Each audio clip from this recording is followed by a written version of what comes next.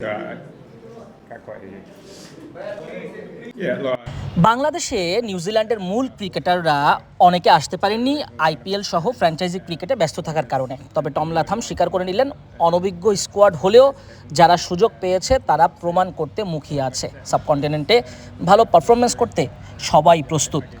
Best we can, and we've got a slightly inexperienced team, but I think that provides. Bangladesh quality team. এখানে আমি one day cricket খেলেছি, প্রচুর match খেলেছি, আমার একটা অভিজ্ঞতা আছে। সে অনুযায়ী আমি দলকে সাহায্য করতে পারবো এবং বাকিদের মাঝে সেই অভিজ্ঞতা ছড়িয়ে দিতে পারবো। Bangladesh or any other team, it's about trying to do my role as best as I can for the team. So দেখুন, আমরা জানি এই কন্ডিশনে বাংলাদেশ কতটা অভিজ্ঞতা সম্পন্ন এক দল। তাদের তাসকিন, মুস্তাফিজ, সম্প্রতি নাহিদ রানা ভালো করছে।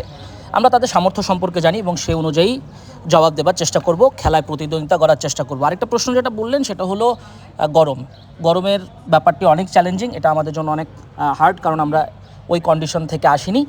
তবুও আমরা উপমহাদেশে যেমনটাভাবে আসলে খেলি সেভাবে মানিয়ে নেওয়ার চেষ্টা থাকবে।